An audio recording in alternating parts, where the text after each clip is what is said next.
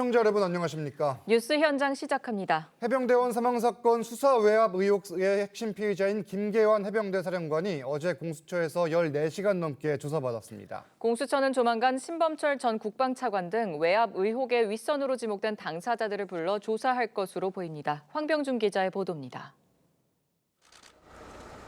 자정이 넘은 시각, 김계환 해병대 사령관이 공수처 청사에서 나옵니다.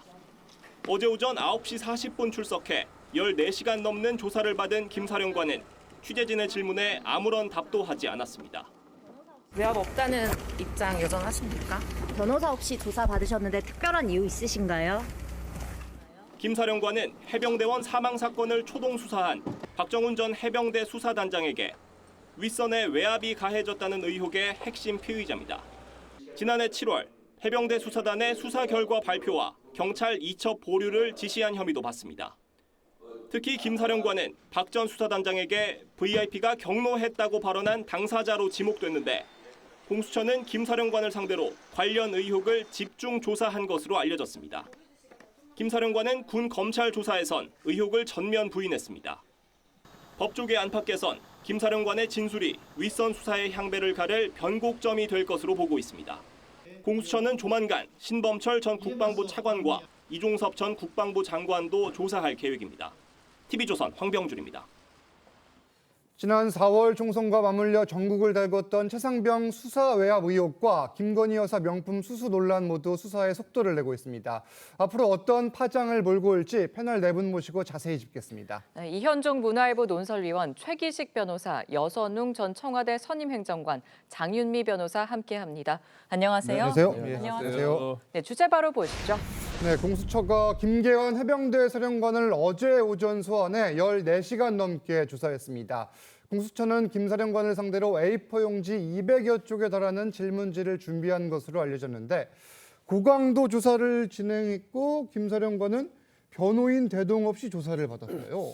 꽤 많은 아마 조사를 한 것 같습니다. 예. 200쪽 분량의 어떤 질문지 또 시간적으로 따져보면 꽤 오래된 시간을 아마 조사한 것 같아요. 그렇죠. 네. 왜냐하면 김계환 사령관이 결국은 이번 사건에 있어서 대통령과의 어떤 연결고리, 그러니까 박정훈 대령이 이야기했듯이 그러니까 대통령의 어떤 개입 여부를 밝혀줄 수 있는 핵심 고리지 않습니까? 예. 이제 그러한 측면에서 아마 집중적으로 조사를 받은 것 같은데 제가 주목하고 싶은 것은 어제 보니까 이 변호인을 대동하지 않았더라고요. 예. 그러니까 그만큼 아마 김대환 사령관 입장에서는 그렇게 숨길 게 없다. 법적으로 예를 들어서 어떤 문제될 게 없다라는 것들을 좀 자신하고 있지 않겠는가 싶어요.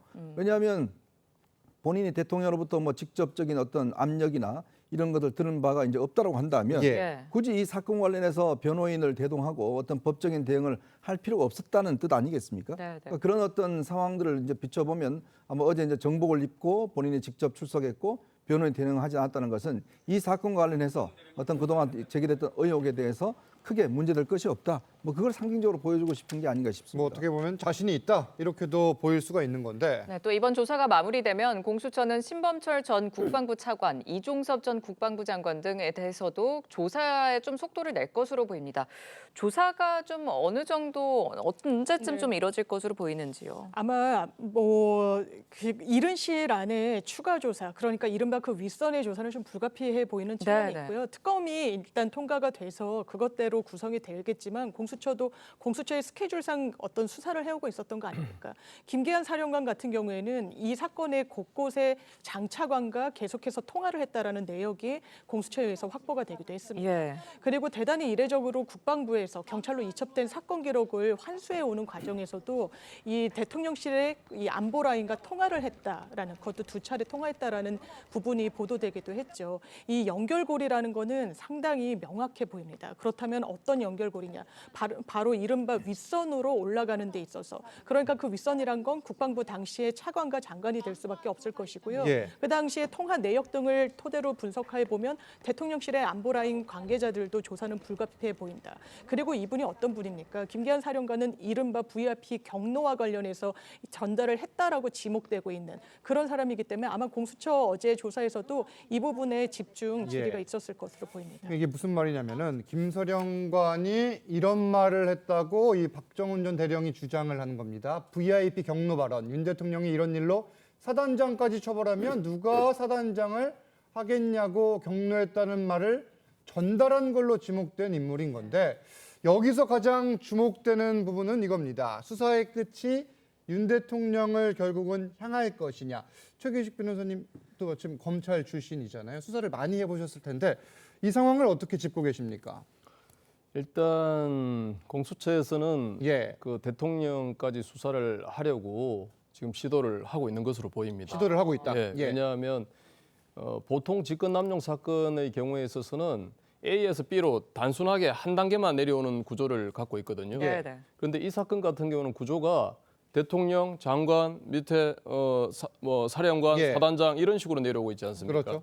그렇기 때문에 지금 확보되어 있는 것은 통화 내역밖에 없는 것으로 보이거든요. 예. 네. 그렇다면은 녹음이 지금 확보되어 있느냐, 녹취가 그게 가장 중요하겠죠. 저희는 아직 알 수 없지만. 예, 알 수 없지만 공수처에서 그걸 확보하고 있는지가 알아야 될 거고 그렇다면 결국은 진술이거든요. 예.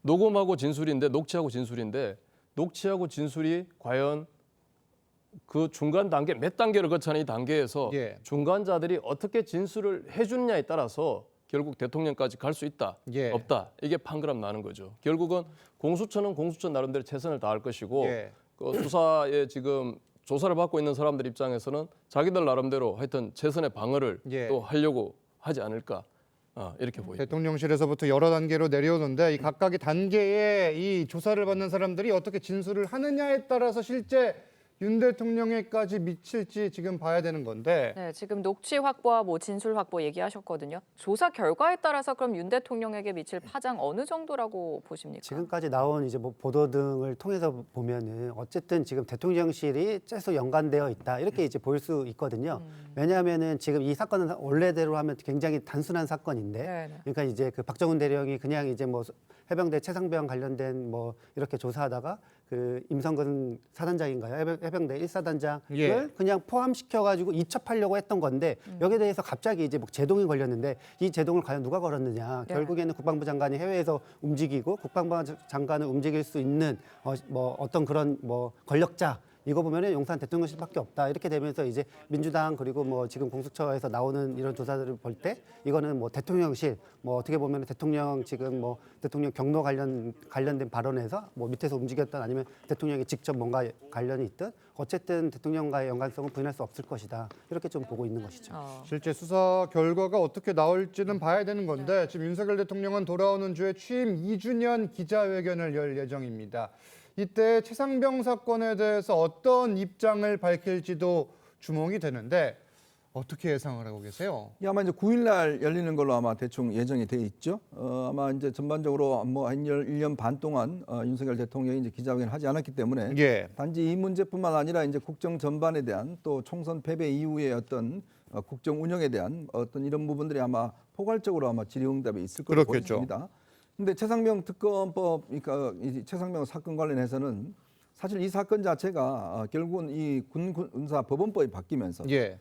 이런 어떤 사망 사고 관련해서는 이제 군이 수사권이 없지 않습니까? 그렇죠. 그런 상황에서 이제 이 전부 다 사단장까지 전부 다 엮어서 사실은 이제 경찰에 이첩한 이런 이제 상황인데 그 자체의 어떤 불법성들을 국방부 법무관리관이 이제 판단을 해서 예. 다시 회수하는 부분이거든요. 네. 이제 그런 어떤 선에서 이루어진 것이지 이것이 대통령이 어떤 지시한다고 해서 이루어질 수 있는 사안은 아니지 않습니까? 이게 왜냐하면 이 관련자들이 너무나 많잖아요. 예를 들어 대통령이 직접 지시를 했다 그러면 예. 그걸 여러 가지 사람들이 어떤 면에서 보면 들었고 또 확인한다 그러면 이거는 아마 법률을 전공한 이 윤 대통령 입장에서 보면 충분히 알 수 있는 사안이거든요. 예, 예. 그러니까 이걸 굳이 대통령이 어떤 지시했다고 이루어진 게 아니라 현재 법률에 따라서 실질적으로 어떤 조치를 취해진 저는 그런 영역이라 보기 때문에 예. 아마 그런 부분에 대한 대통령의 어떤 설명들이 있지 않겠는가 그렇게 예상을 해봅니다. 그런 설명이 있을 것이다. 네, 그럼 야당에선 지금 윤 대통령이 어떤 입장을 밝혀야 된다, 어떤 스탠스를 가져야 된다 이런 게 있나요? 보수라면요. 예. 대한민국 군인이 본인이 군복무를 수행하다가 사망했으면 그 실체 왜 사망했는지 누가 책임있는지 정확하게 들여다봐야 되는 거 아니겠습니까? 그래서 여러 국민들이 많은 분들이 최상병 특검 왜냐하면 공수처 수사가 더딘 부분이 있었죠. 공수처 인력의 한계도 있습니다. 공수처는 이 사건에 대해서는 기소 권한이 없기도 해요. 왜냐하면 판검사 그리고 고위 경찰에 대한 기소권만 갖고 있어서 그렇습니다. 그래서 특검의 필요성을 이야기하는데 총선의 민심을 정말 정확하게 받든다면 최상병 특검 대통령께서 수용하셔야죠. 이거를 어떤 사병의 사망을 대단히 정치적으로 나쁘게 이용한다라고 예. 말씀하시던데 예. 그렇게 해서는 국민들 눈높이 맞추기 어려울 겁니다. 국민들이 원하고 있는 부분이 있습니다. 대통령께서 전향적인 태도로 이렇게 한 군인이 사망한 부분에 대해서 정말 문제가 없다면 대통령이 문제가 없다라고 해명하고 넘어가는 것도 정치적 도의이자 책임 아니겠습니까? 예. 지금 민주당이 지난 2일 주도에 통과시킨 해병대원 특검법 이야기를 해주신 거고 그에 대해서 대통령이 기자회견에서 이에 대한 입장을 내놔야 된다 이런 이야기를 한 건데 대통령실은 이미 거부권 행사를 시사한 바가 있죠. 이 내용 들어보겠습니다. 사법 절차에 지금 상당히 어긋나는 어떻게 보면 입법 폭거거든요. 네. 그래서 대통령께서는 아마 이거에 대해서 자연스럽게 받아들이시기는 어려울 겁니다. 대통령실에서는 이 절차가 끝나는 것을 기다려 봐야지 합법적이다 이렇게 보시는 거죠. 그러니까 결국 대통령께서 이걸 받아들이시냐의 여부는 어쩌면 이걸 받아들이면은 나쁜 선례를 남기는 거고 더 나아가서 이거 직무유기가 될 수 있다 이렇게까지 지금 보는 거거든요.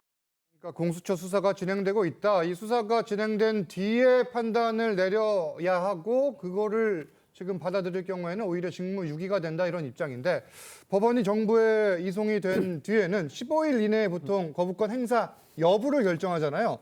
언제쯤 대통령실이 판단을 내릴까요? 저는 상당히 좀 고민을 하는 예. 흔적을 보이실 것 같아요. 고민의 흔적을 보일 것이다. 그래서 일단은 지금까지 여야 합의를 통해서 특검법이 다 통과되어 왔다는 거죠. 예. 그리고 또 경찰 수사 중인 사건에 대해서는 특검을 한 사례가 없습니다. 그리고 또 지금 공수처의 기능을 봐야 되는데 공수처라는 것은 검찰과 경찰의 수사를 믿지 못하겠다고 해서 만들어진 거잖아요. 예. 그런데 공수처에서 지금 수사를 열심히 하고 있는데 예. 이걸 특검을 한다? 이런 것은 절차적으로 좀 문제가 있죠. 특검법의 내용을 보더라도 보면은 일단 실시간으로 지금 언론 홍보를 하게 돼 있다고죠. 그럼 과거에 추미애 예. 장관이라든지 피의사실 공표에 대해서 그렇게 반대를 해왔는데 예. 이 특검법에서 예외를 줘서 계속해서 실시간으로 홍보를 한다? 이것도 문제가 있죠. 홍보가 아니라 수사 진행 상황을 이제 수사 결과를 국민들에게 알리는 거죠. 예. 예, 그러니까 그것은 결국 피의사실 공표를 반대해왔던 기존 논리하고도 맞지 않고 예. 또 한 가지 보면은 특검 임명 방법에 있어서도 변협에서 물론 4명을 추천하지만 그중에서 민주당 대표가 2명을 추천하면 대통령 임명하는 구조로 돼 있기 때문에 이재명 대표가 원하는 사람이 특검 임명될 수 있다. 그 공정성, 그 수사 결과를 나왔을 때 예. 그 결과에 대해서 받아들이기도 좀 어렵다. 사실상 민주당이 임명하는 거다. 그렇죠. 그러니까 여러 가지 목적, 이 절차적인 부분과 특검법의 내용적인 부분에 있어서 좀 문제가 있다. 대통령께서는 분명히 그런 점에 대해서 문제를 지적하고 거부할 가능성이 많고 시점은 아마 그 기자회견 다음으로 미뤄지지 않을까 이렇게 생각합니다. 15일을 최대한 채워서 결정할 것이다 이렇게 보시는 거고요. 네, 민주당에선 지난 대선 과정에서 나온 윤 대통령의 특검 관련 발언 영상을 틀면서 특검을 거부하는 자가 범인이라고 압박을 하기도 했습니다. 영상 함께 보시죠. 떳떳하면 수정기관 통해서 권력자도 조사받고 측근도 조사받고 하는 것이지 특검을 왜 거부합니까? 죄 졌으니까 거부하는 겁니다.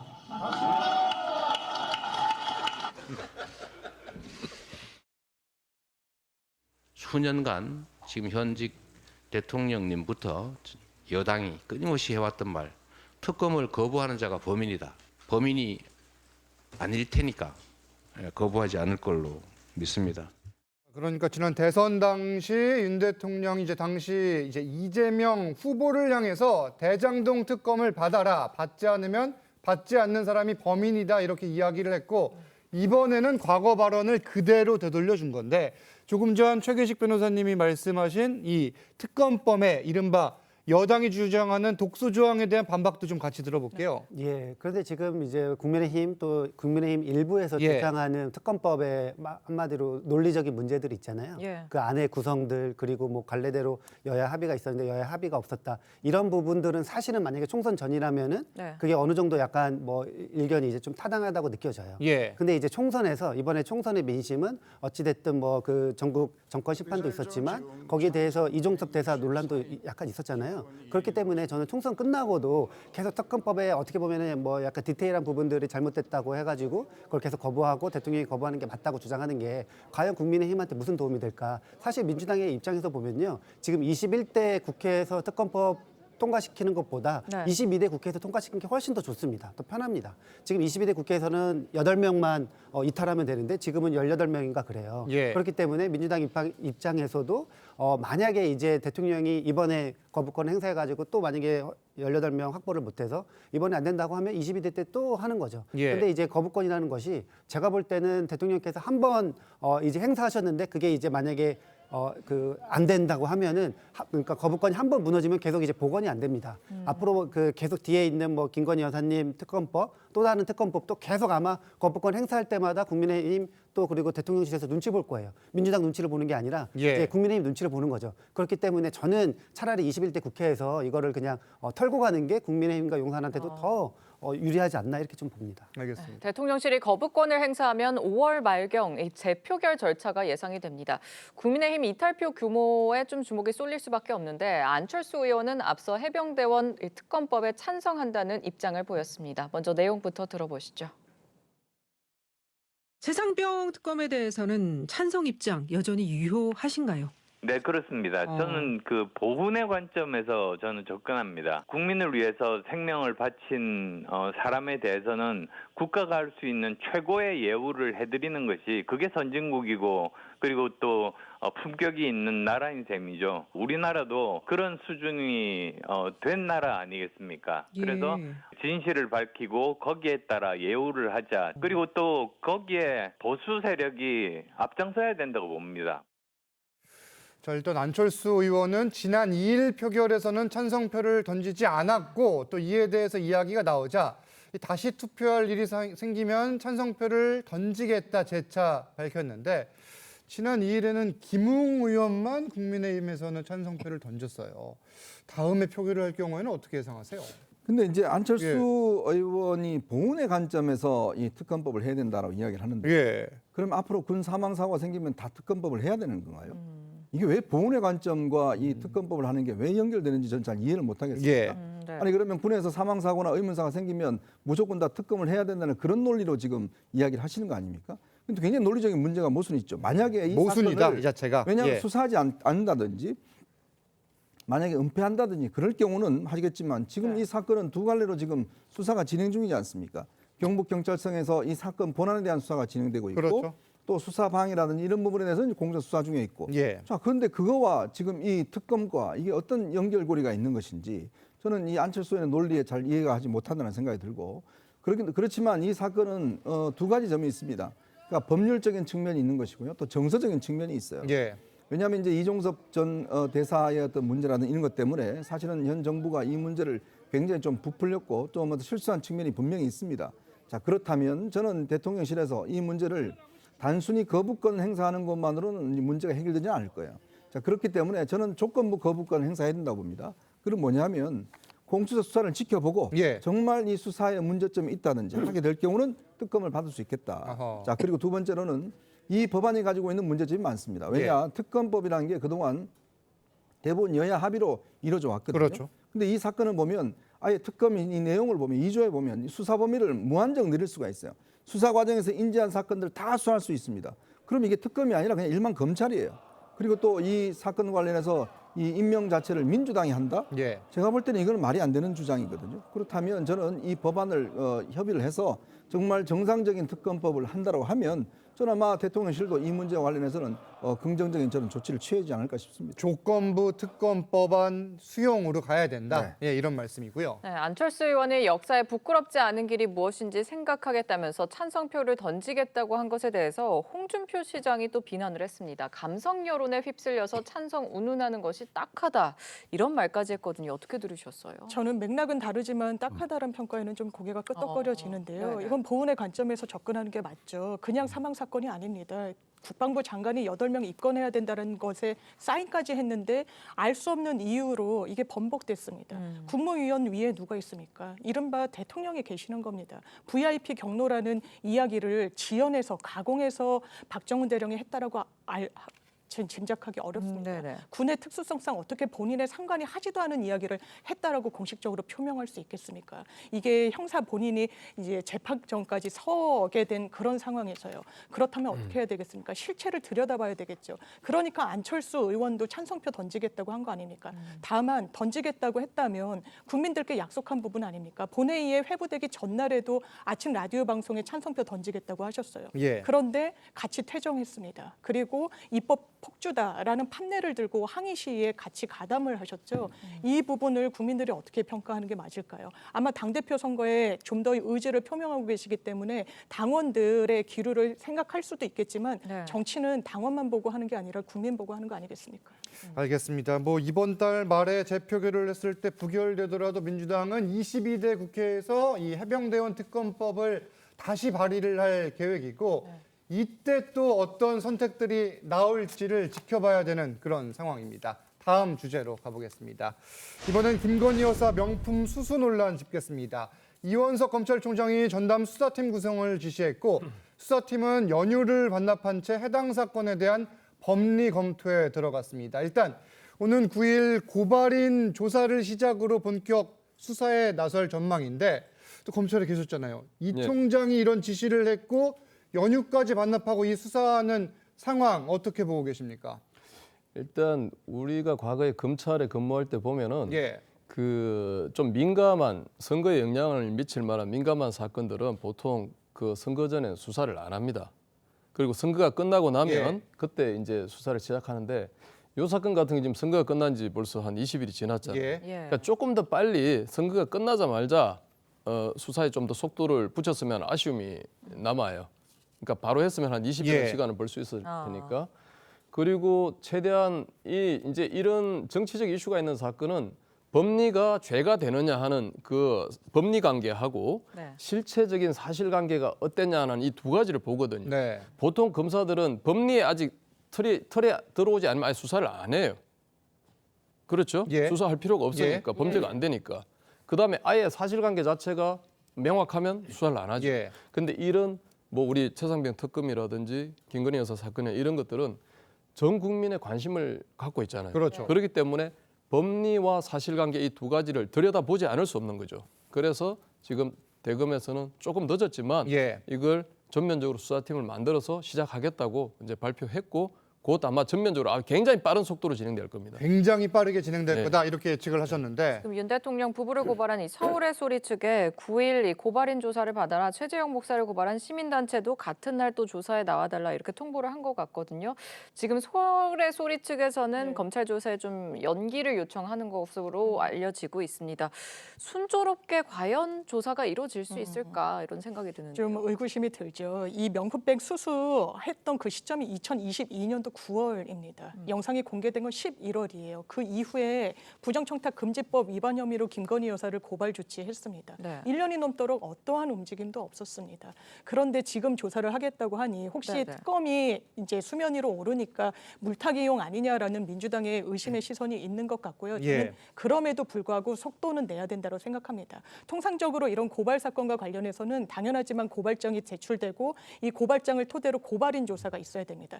이제 소환 일자 조율하고 있다라는 것인데 9일이면 다음 주인데요. 일단 서울의 소리 측에서는 뭐 일정이 있을 수도 있고 통지받은 일자에 이제 본인이 나가기 어려울 수도 있어서 이걸 다시 한번 조율하고 있는 과정에 있는 것으로 알고 또 이 명품백을 줬다는 최재형 목사 있지 않습니까? 지금 김건희 여사를 처벌하는 규정은 없습니다. 다만 그걸 알고 있었던 배우자인 공직자는 처벌할 수 있는 규정이 있고요. 그리고 이런 명품백 같은 것을 준 사람은 처벌을 받습니다. 최재형 목사에 대해서도 한 시민단체가 고발을 해서 검찰로서는 같은 날 서울의 소리 측과 또 최재형 목사를 고발한 측을 동시에 조사할 일정을 조율 중에 있는 것으로 알고 있습니다. 네, 이번 사건에 대한 수사가 이렇게 속도를 내는 것과 관련해서 여야는 또 상반된 해석을 내놓고 있는데 이 내용도 들어보시죠. 김건희 여사 특검법을 도저히 막을 방법이 없어 보이니 부랴부랴 수사하는 신용이라도 내며 특검 거부를 위한 명분을 쌓으려는 것 아닙니까? 특검 무마용이다. 이건 민주당의 이야기고요. 저희는 뭐 검찰이 가진 수사권에 대한 정당한 공권력을 집행하고 있다고 보고 있습니다. 일단 민주당에선 빈수레가 요란한 것 아니냐면서 고발 5개월 만에 신속하게 수사에 나서는 것에 대해서 특검법을 피하려는 꼼수다 이렇게 주장을 하는데 일단 수사 결과가 어떨지는 모릅니다. 봐야 되는 건데 이 결과와 관계없이 지금 특검법을 22대 국회가 들어서면 추진을 하겠다 이런 입장인 겁니까? 민주당 같은 경우에는 예. 지금 검찰이 최근에 이제 뭐 여러 수사들 그리고 거기 지지부진한 뭐 이런 부분들을 보면서 검찰을 못 믿겠다 이거거든요. 예. 특히나 뭐 이하영 뭐 사건 관련해서도 수원지검이랑 민주당이 굉장히 세게 이제 뭐 그 대척점에 좀 서 있는데 민주당은 뭐 당연히 이번 김건희 여사 관련된 검찰총장의 뭐 지시 그리고 여기에 대한 뭐 약간 수사 그 흐름이 예. 굉장히 이거는 뭐 특검을 막기 위한 명분 쌓기용이다 이렇게 좀 생각을 할 수밖에 없을 것 같습니다. 그럴 수밖에 없다. 만약에 이게 진심으로 만약 이 사건을 만약에 진짜로 그냥 원래대로 정상대로 한다고 하면은 작년 11월에 그냥 바로 했어야 되거든요. 근데 지금 뭐 총선 다 끝나고 이제 22대 국회 이제 개헌하고 제가 아까 앞서 이야기한 것처럼 특검법을 아마 여건이 굉장히 막기 어려워진 상황에 이제 처해질 노예 위기에 처하니까 예. 지금 그냥 이제 검찰에 수사를 빨리 진행해라. 뭐 이렇게 이제 뭐 이야기를 전달한 것이 아닌가. 뭐 이렇게 의심을 할 수밖에 없는 것 같습니다. 그럴 수밖에 없는 상황이다. 또 예. 앞서 변호사님께서 말씀하신 것처럼 청탁금지법은 공직자의 배우자가 1회 100만 원, 1년에 300만 원 초과 금품 받는 행위를 금지를 하고 있습니다. 직무 관련성이 인정되더라도 김 여사는 처벌 대상이 아니라고 하는데 이 수사의 의미가 어디 있을까요? 근데 뭐 결국 뭐 이제 야당에서 이 특검 회피용이라고 그러는데 예. 이거 수사한다고 특검 안 하겠습니까? 예. 야당이 검찰 수사한다고 아이고 우리는 특검 안 하겠습니다라고 하겠습니까? 뻔한 거잖아요. 당연히 뭔 결과를 추진할 나오든 것이다. 당연하죠. 예. 뭔 나오든지 간에 수사를 할 겁니다. 그러나 검찰 입장에서 보면 당연히 고발이 들어왔기 때문에 수사를 해야 될 것이고 네네. 만약 이것이 특검의 결과와 다르다 그러면 검찰이 굉장한 피해를 입을 겁니다. 왜냐하면 검찰이 예를 들어서 이걸 그냥 봐주기 수사를 끝난다 그러면 특검에서 이런 사실들이 다 공개가 되지 않겠습니까? 예. 그러면 검찰 입장에서도 굉장히 곤혹스러운 처질 거예요. 그렇다면 검찰이 이 사건은 제가 볼 때는 그렇게 어려운 사건은 아니라고 봐요. 법리도 이미 정확하게 나와 있고 예. 왜냐하면 지금 이거는 김건희 여사를 만약에 받았다 하더라도 처벌할 수 있는 방법이 없습니다.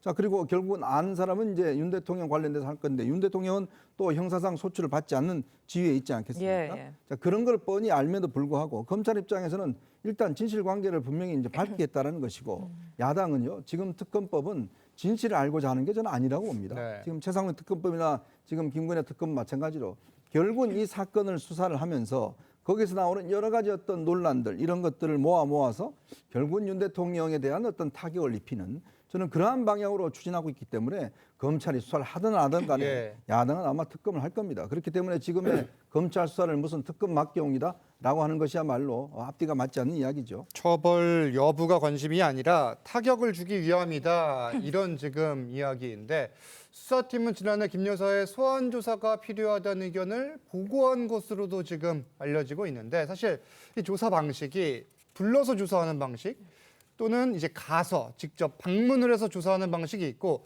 서면 조사가 있잖아요. 지난 이제 도이치 사건 같은 경우에는 서면 조사를 실시를 했어요. 이번에는 어떤 조사 방식을 택할까 어떻게 예상하십니까? 예상인데요. 예. 결국은 그래도 수사를 했다라는 모양새를 보여주기 위해서 예. 저는 중앙지검에서 소환 조사의 형태를 일단은 취할 것으로 보여요. 부를 것이다. 예. 그런데 그 대통령실에서나 김건희 여사 쪽에서 그건 너무하지 않느냐라고 얘기했을 때는 결국은 서면 조사나 방문 조사 형태로 갈 가능성도 배제할 수 없다.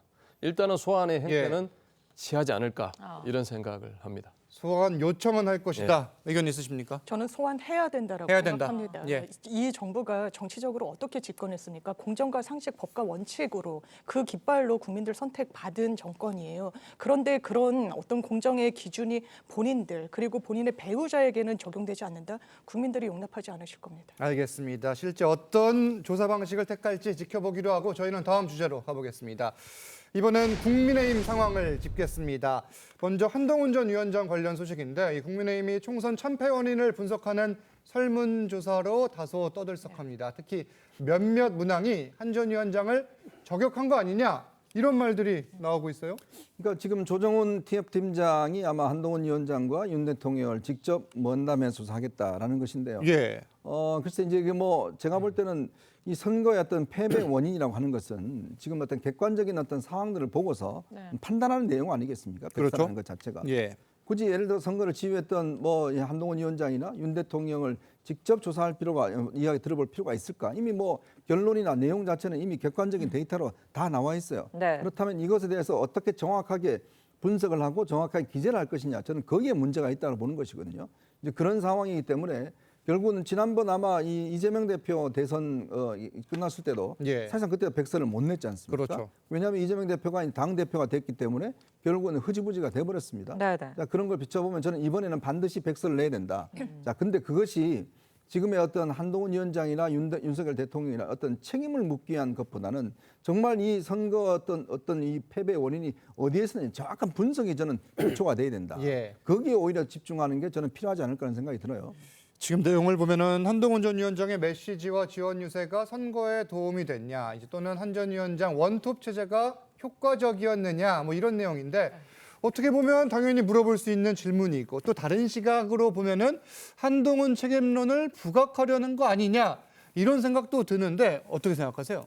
사실은 이제 이게 모든 질문들이 있겠죠. 예. 근데 여기에 부각된 게 이제 한동훈 위원장의 이른바 책임론과 관련된 것만 지금 계속 보도가 나오고 있잖아요. 예. 그렇기 때문에 저는 이거를 보면서 이거는 한동훈 비대위원장한테 사실은 별로 안 좋은 뉴스다 이렇게 생각이 드는 거예요. 예. 특히나 지금 조정훈 의원이 당선인이 지금 TF 팀장을 맡아가지고 이제 하고 있는데 조정훈 의원은 사실은 총선 전까지만 해도 한동훈 비대위원장 약간 뭐 측근처럼 이렇게 좀 하지 않았습니까? 계속 이제 뭐 관련된 이야기를 계속 메시지를 전달하고. 예. 근데 최근에는 총선 끝나고 나서부터는 또 특히나 이제 윤석열 대통령과 관계가 아예 틀어졌다. 그 이후부터는 조정훈 당선인의 뭐 최근의 행보들이 한동훈 위원장과 정반대의 길을 가고 있거든요. 근데 그런 상황에서 조정훈 당선인이 TF 팀장을 맡고 또 이른바 한동훈 책임론이라고 생각할 만한 것들을 계속 이제 언론 보도가 되고 있다는 것 자체가 한동훈 비대위원장이 최근에 이야기 나오는 뭐 전당대 등판설 관련해 가지고 뭔가 약간 좀 흠집 내기 하려는 게 아니냐 하는 의구심이 들 수밖에 없는 상황인 것 같습니다. 알겠습니다. 일단 총선 백서 TF 측은 정치적 의도는 없었다. 그리고 모두가 참여한 회의에서 객관적으로 질문을 수집했다. 이렇게 강조를 하고 있습니다.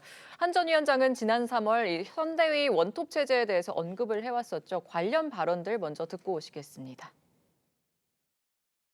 저희 선거대책위원회는 뭐 별로 원톱, 투톱 이런 말 하던데요. 톱이 없습니다. 다 같이 톱입니다. 다 같이 뛰어야 되고 다 같이 모여서 일하게 될 겁니다. 그중에 저는 하나일 것이고요. 지금 현재 우리가 지금 한동훈 위원장 중심의 1인 중심 이렇게 어떻게 메시지고 결정되고 있지 않습니까? 거기에 대한 좀 여러 가지 좀 역할에 또 한계도 분명히 부딪히고 있는 것이죠. 네, 들으신 대로 원톱, 투톱이 아니라 다 같이 톱이다 이런 말을 했었는데 한 전 위원장은 그제 총선에 함께한 이 당직자 등과 만찬을 가졌습니다. 당대표 선거를 좀 앞둔 상황에서 지금 국민의힘에서도 한 전 위원장에 대해서 계속 관심이 쏠리는 것 같거든요. 어떻게 보세요? 아까 우리 행정관님 말씀하셨는데 제가 설문조사를 직접 받았잖아요. 예.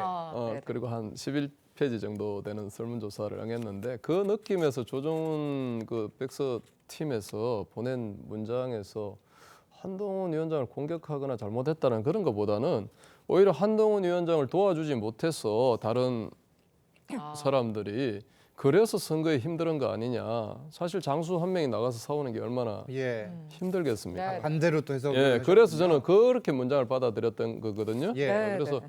그 조금 다른 시각이라는 걸 말씀을 드리고 예. 그다음에 뭐 당연히 저도 선거 끝나고 선거에 애썼던 분들 다 만나서 식사도 하고 위로도 하고 같이 위로받고 그랬거든요. 참고로 과천 의형에 출마하셨습니다. 그래서 한동훈 비대위원장도 정말 같이 고생했던 당직자들 만나서 밥 먹은 거지 그 이상도 그 이하도 아니다.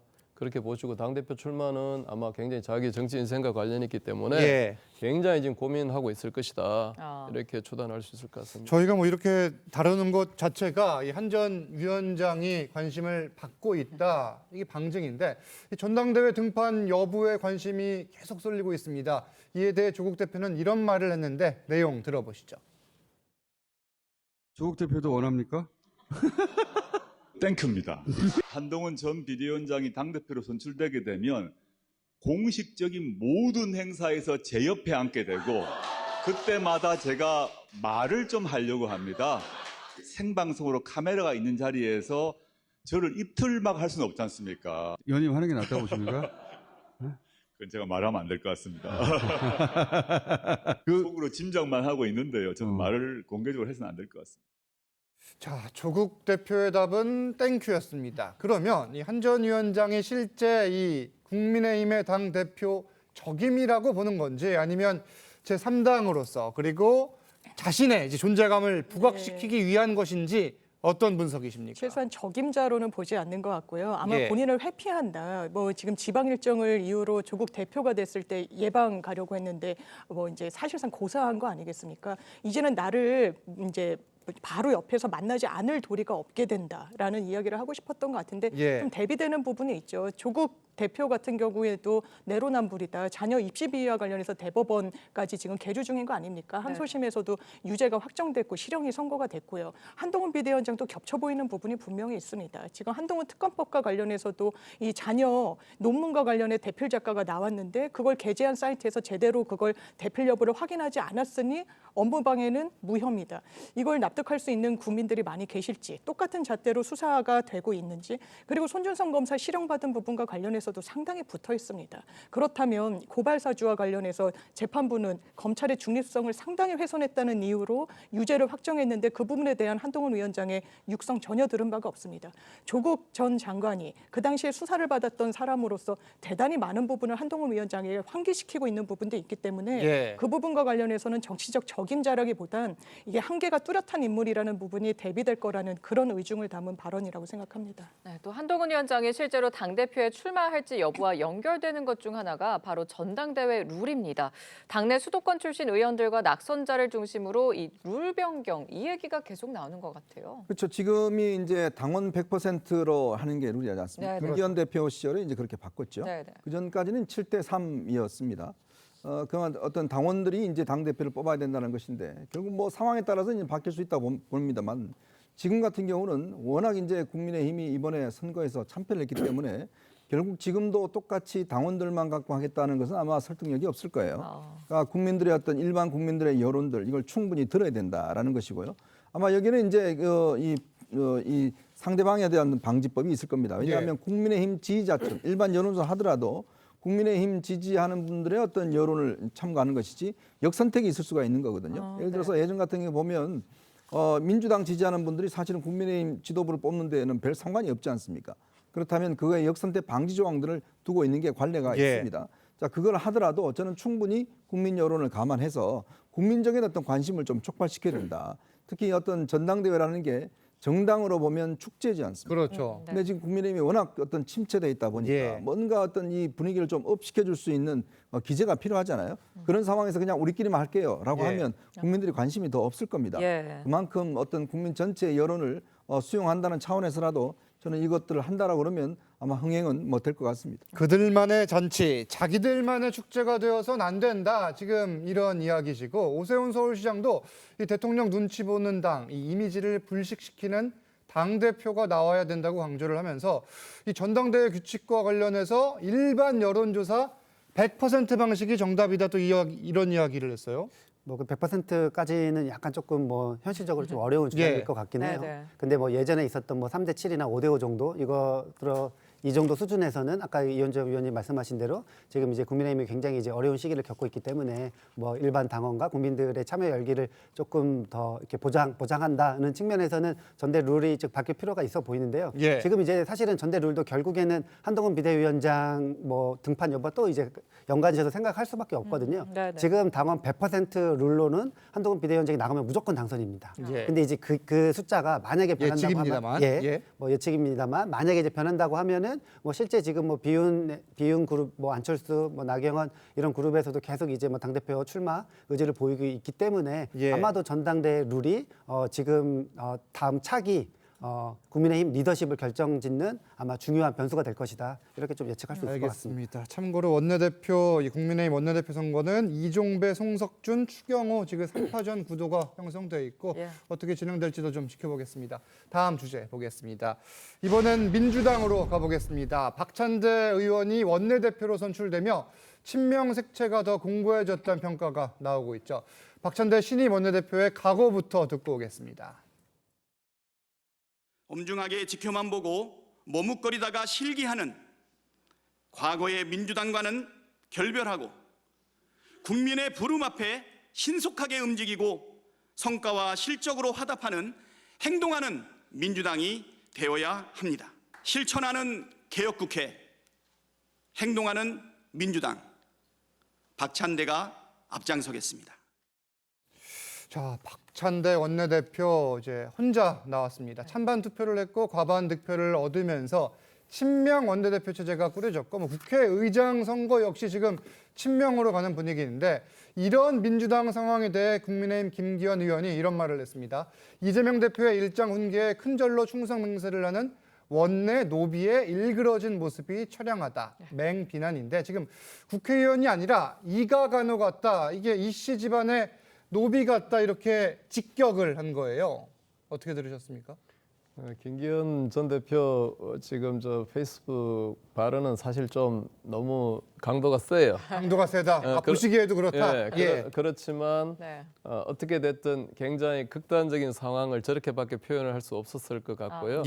일단은 지금 거대 야당이 된 민주당에서 박찬대 원내대표가 혼자 단독 출마했다? 이건 저는 좀 넌센스라 생각해요. 적어도 4, 5명이 이렇게 원내대표의 경선에 나와서 자기가 당을 어떻게 원내대표로서 활동하겠다라는 그런 비전을 발표하고 거기에서 선출하는 방식이 돼야지 저런 식으로 된다는 것은 이재명 대표가 찍어주는 사람이 원내대표도 되고 국회의장도 되고 한다는 거. 굉장히 민주당이 앞으로 굉장히 외골수로 갈 가능성이 있다. 그렇다면 외골수로 가는 정당은 역시 한 길로 달리기 때문에 사고가 날 수 있다.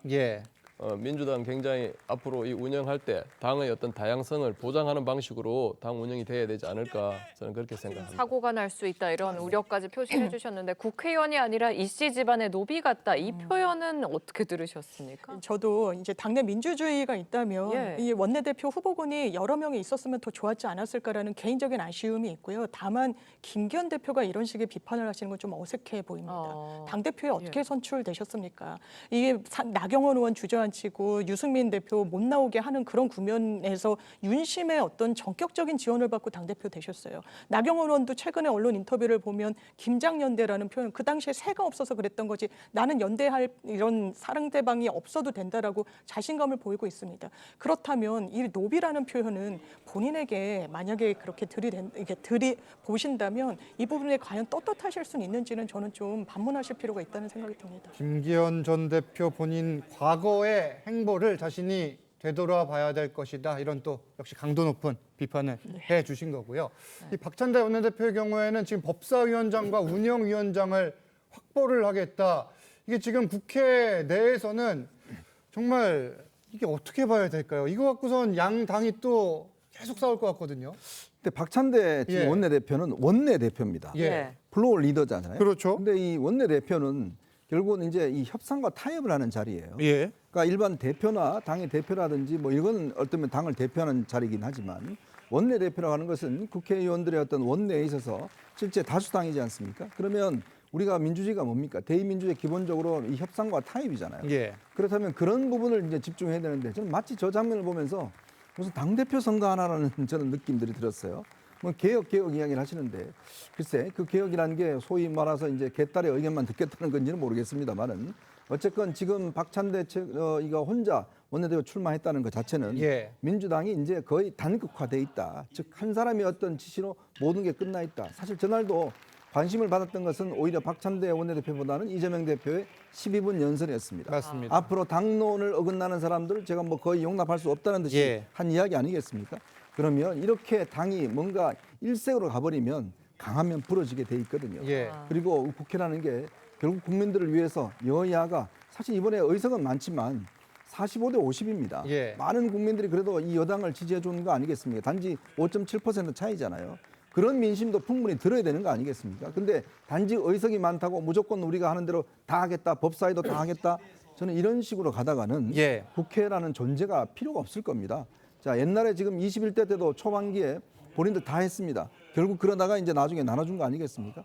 저는 한편으로 그렇게도 이야기하고 싶어요. 그냥 한번 다 주는 것도 방법이다 생각 들어요. 예. 그럼 다 책임질 거 아니겠습니까? 예. 그렇지만 국회라는 게 그렇게 극단적으로 가다가는 결국 아무것도 이루어질 수 없습니다. 지금 말씀이 지금 이틀 전 영상이 나가고 있고 이때 이제 원내대표 영상 좀 다시 볼게요. 원내대표 선거를 하면서 동시에 당선인 총회를 한 겁니다. 이 민주당 당선인 171명 모두가 참석한 자리에서 이재명 대표가 박찬대 원내대표보다 더 긴 시간, 그러니까 12분 동안 이야기를 하면서 법안을 처리하는 과정에서 이 당론과 다른 목소리를 내는 것은 아니 된다, 이렇게 이야기를 했고, 이런 부분들에 대해서 지금 이현종 의원님이 비판을 하신 건데 반박 잠깐 들을게요. 제가 들을 때는 아마 예. 소신 있는 정치를 했으면 좋겠다 이렇게 이야기를 하는데 예. 근데 만약에 이제 당론이 정해지면 당론을 따라야 된다 이런 그렇죠. 취지로 말씀을 하신 걸로 저는 기억을 하고 있고요. 예. 뭐 일견 이제 지금 민주당이 쉽게 말하면은 뭐 친명 일색이다 이런 비판이 있을 수는 있을 것 같아요. 근데 저는 그것도 역시나 지금부터 22대 국회를 개원하면은 친명 안에서도 분화가 되기 때문에 아마 민주당에서 그리고 또 국민 여러분들이 생각하는 그런 다양성들이 민주당 안에서 터져 나올 것이다 이렇게 좀 생각을 하고 있습니다. 단일 대우만은 아닐 것이다. 뭐 친명 안에서도 분화가 생길 분화가 것이다. 있을 것이다. 네. 알겠습니다. 예. 네, 또 이런 가운데 어제 이재명 대표가 어린이날을 앞두고 인천 지역의 한 어린이 행사에 참석했습니다. 그런데 이 자리에 부인 김혜경 씨도 함께했는데요. 함께 공개 일정에 나선 건 2022년 대선 이후 처음 있는 일이라고 하는데 특별한 좀 의도가 있었을까요? 네, 정치적 의도가 없다고 보긴 어렵겠죠. 대비되는 풍경이 있습니다. 김건희 여사의 부재인 거죠. 김건희 여사가 루마니아 대통령 영부인 만나셨을 때도 대통령실 홈페이지에도 관련 사진도 올라오지 못했습니다. 그만큼 불편해하시는 국민들의 어떤 심경을 헤아리고 있다라고 보여지는 부분이 있죠. 예. 그렇지만 김건희 여사 언제까지 자맹할 수 있겠습니까? 거기에 대비되는 어떤 풍경으로서 가정의 달을 맞아서 김혜경 씨가 이제 등장한 게 아닌가 생각됩니다. 뭐 덧붙이실 말 있으십니까? 근데 뭐 일단 아마 뭐 자연스럽게 예. 이번 총선 승리가 있었고 선거운동도 사실 김혜경 여사가 했습니다. 예, 그렇기 예. 때문에 뭐 저는 특별한 의미가 있기보다는 이제 정상적인 활동들 지금 아마 재판은 재판대로 또 진행이 되고 있습니다. 그렇죠. 네. 아마 그런 차원에서 저는 나오신 거라 생각이 듭니다. 알겠습니다. 정치권 쟁점은 여기까지 짚겠습니다. 감사합니다. 감사합니다. 감사합니다.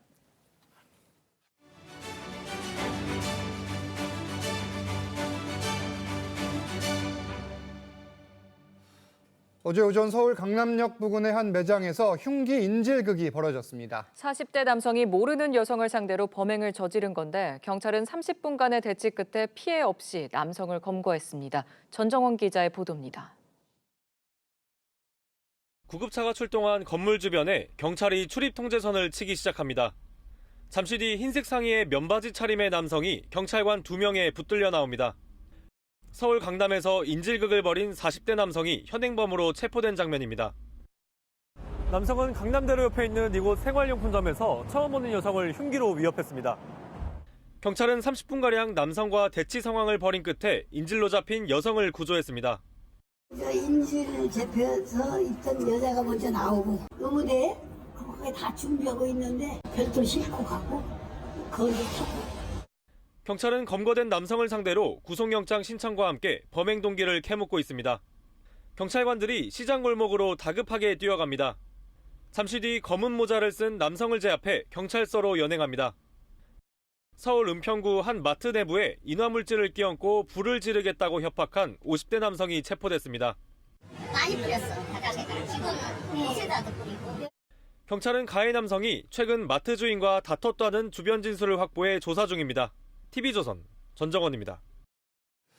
앞서 보신 것처럼 연휴 첫날인 어제 강남의 한 매장에서 인질극이 벌어졌습니다. 이 내용과 함께 한 주간의 이슈까지 하나씩 짚겠습니다. 네, 허주연 변호사 새로 모셨습니다. 안녕하세요. 안녕하세요. 저 이미 날이 밝은 시각 이 서울 강남의 한 매장에서 벌어진 일인데 40대 남성이 흉기로 여성을 위협한 사건이에요. 그렇습니다. 강남 한복판에서 인질극이 벌어진 거예요. 예. 어제 연휴가 시작되는 날이었잖아요. 네. 그래서 아침에 생활용품점에 연휴를 맞아서 뭔가 쇼핑하러 나온 사람들도 많았을 텐데 네네. 9시 반쯤에 이 40대 남성이 생활용품 매장에서 처음 보는 여성을 흉기로 위협해서 한 30분 정도 여성을 붙잡고 인질극을 벌였다고 합니다. 경찰이 출동을 해서 이 대치상을 벌인 끝에 인질로 잡힌 여성을 구출하고 이 남성을 제압해서 현행범으로 체포를 한 상황입니다. 지금 저 여성 입장에서는 30분이 정말 3시간 같았을 것 같은데 다른 인명피해도 있었나요? 너무나 무서웠을 것 같아요. 네네. 지금 알려지기로는 일면식도 없는 사이라고 하는데 네. 정말 평범하게 휴일을 맞아서 쇼핑하러 나왔다가 갑자기 누군가가 흉기를 들이대면서 자기를 위협하는 그 상황을 겪었다는 거 아니에요. 예. 그런데 천만다행으로 손에 가벼운 경상 정도만 입은 상황이고 그리고 이제 심각한 부상을 입은 사람은 없다고 하고요. 경찰이 일단 손님과 직원들을 먼저 대피를 시키고 남성과 대화를 하면서 설득을 하다가 제압을 해서 이 체포를 한 상황이기 때문에 그나마 다행히 어떤 몸에 상처는 없는 것으로 보이는데 그래도 이 붙잡혔던 여성의 심리적인 트라우마나 정신적인 피해는 상당할 것으로 생각이 됩니다. 지금 이 가해 남성과 피해 여성 일면식도 없는 사이로 알려져 있고 범행 동기 역시 아직 밝혀지지 않았습니다. 조사가 지금 어떻게 이루어지고 있고 이게 범행 동기에 따라 처벌 수위나 여부가 달라집니까?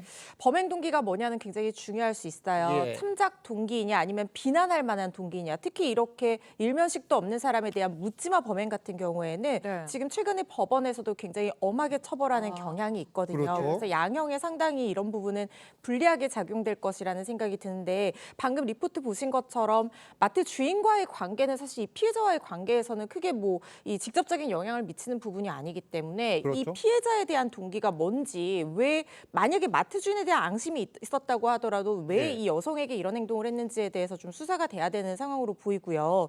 지금 경찰이 살인 미수 혐의로 이 남성 붙잡아서 구속영장도 신청할 계획이라고 하는데 또 알려지기로는 이 남성이 내 머릿속에 누군가가 칩을 심었다 이런 식으로 횡설수설했다는 얘기도 있거든요. 예. 이 당시에 이 침신 미약을 주장할 가능성도 있어서 이 부분 수사 결과를 좀 지켜봐야 될 것 같습니다. 알겠습니다. 계속해서 다음 내용 보겠습니다. 오늘 어린이날입니다. 이 어린이날을 맞아서 이미 뭐 장난감 구매하신 분들 많을 것 같은데 이 장난감 가격이 사실 만만치가 않습니다. 상황이 이렇다 보니까 이른바 가성비 장난감을 사기 위해 또 이 창신동으로 가는 분들이 있다고 해요. 지금 화면에서 보시는 곳이에요. 저기가 동묘압역이랑 동대문 근처 큰 골목인데요. 네네. 이 장난감 그다음에 아이들 좋아하는 문구류들이 가게들이 모여 있는 지역이라고 합니다. 네. 굉장히 도매로 싸게 팔아서 배송비까지 고려하면 온라인보다 더 싸게 아이들 장난감, 문구류 이런 것들을 구할 수가 있는 곳이라고 해요. 예. 평소에도 굉장히 아이들 데리고 많이 가는 곳인데 오늘 어린이날이어서 비가 서울에는 좀 오고 있기는 하지만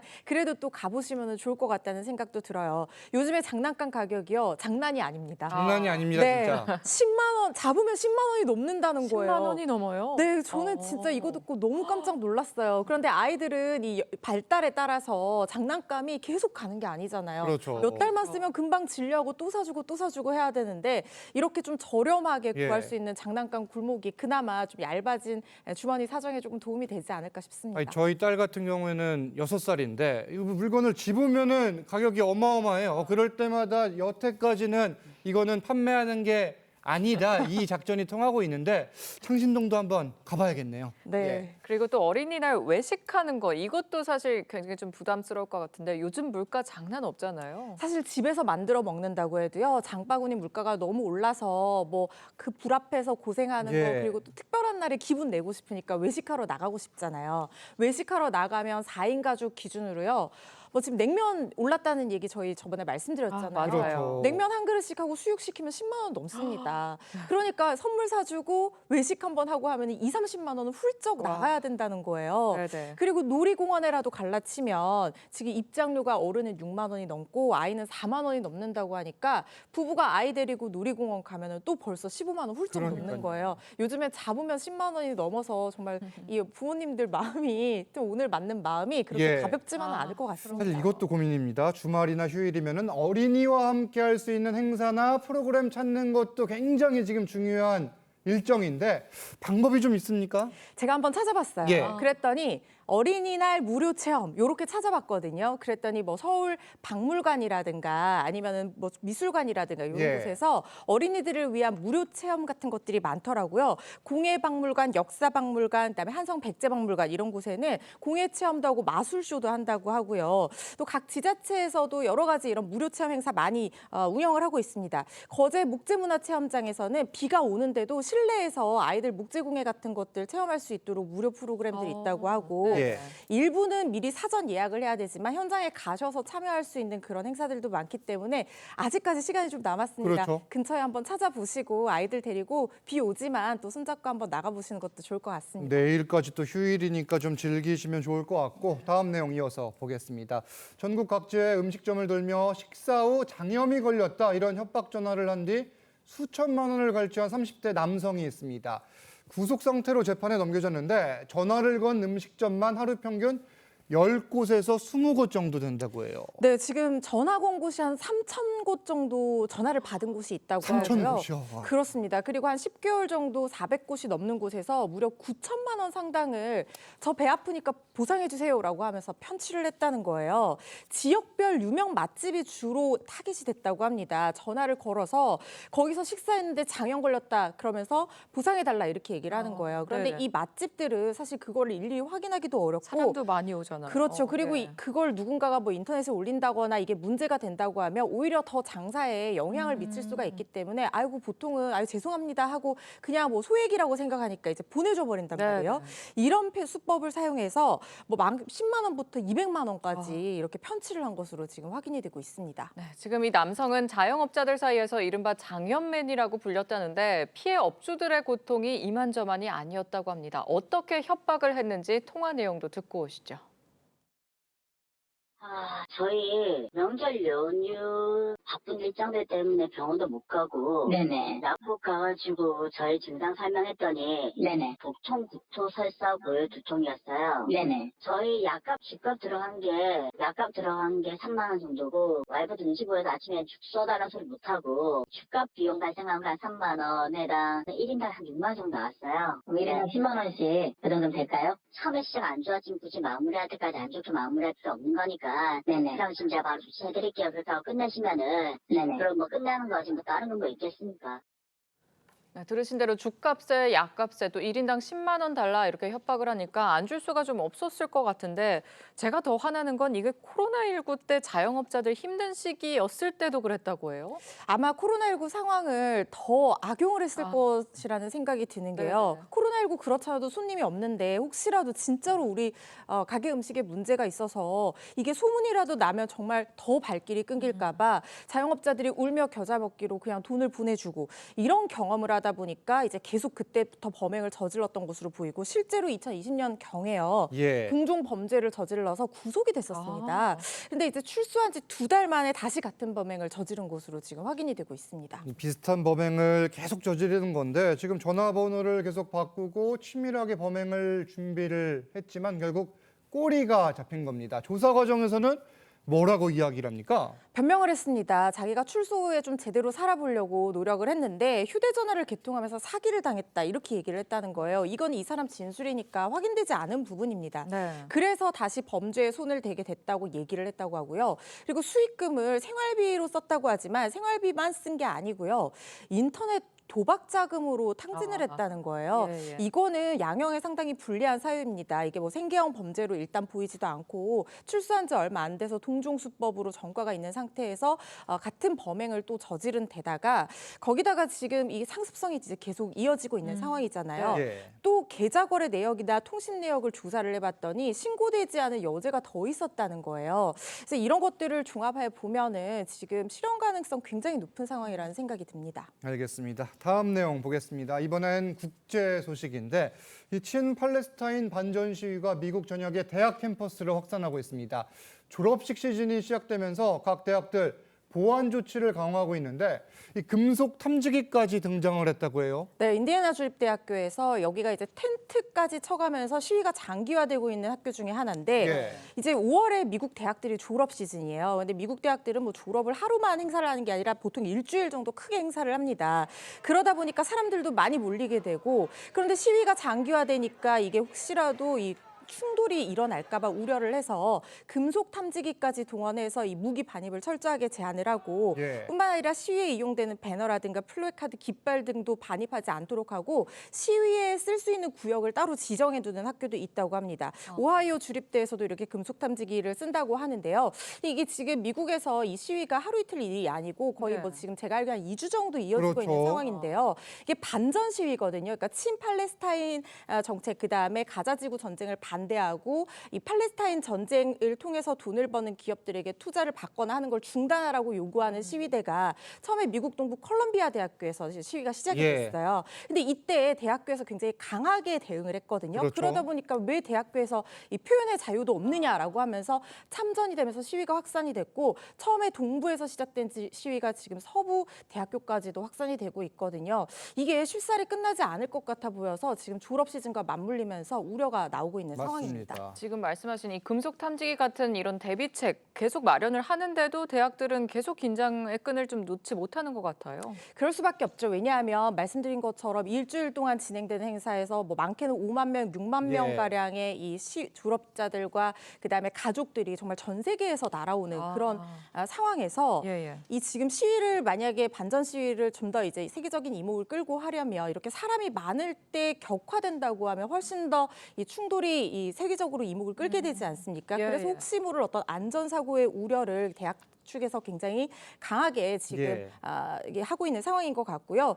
그런데 지금 대학 측에서도 특히 이제 동부 아이비리그 같은 경우에는 이 대학에 기부하는 유대인들이 큰 손이 많아요. 그러다 보니까 강하게 이거를 좀 대응을 해야 되는데 대학이 지향하는 표현의 자유라든가 이런 부분이 있고 거기에 대해서 반발한 학생들이 더 시위에 많이 참전을 하다 보니까 이 대학에서 이거 어떻게 대응을 해야 되냐 이게 난감한 상황이라는 거예요. 그렇기 때문에 이제 격하게 대응을 하기보다는 혹시 모를 충돌을 대비하기 위한 안전 조치를 강화하는 쪽으로 지금 노선을 선택을 하고 있는 것 같습니다. 표현의 자유 그리고 유대계의 영향력까지 지금 맞물려 있는 건데 갈수록 격렬해지는 이 대학가의 반전 시위. 오는 11월 대선에서 재선을 노리는 바이든 대통령의 최대 고민거리로 부상했다. 이런 분석이 나오는데 맞는 것 같네요. 네, 바이든 대통령의 지지층을 좀 보셔야 돼요. 바이든 대통령 지지층은 그러니까 이 유대인이 거의 뭐 70% 지금 미국에 있는 유대인이 한 800만 가구 된다고 하는데 70%가량이 바이든 대통령을 지지를 한과 동시에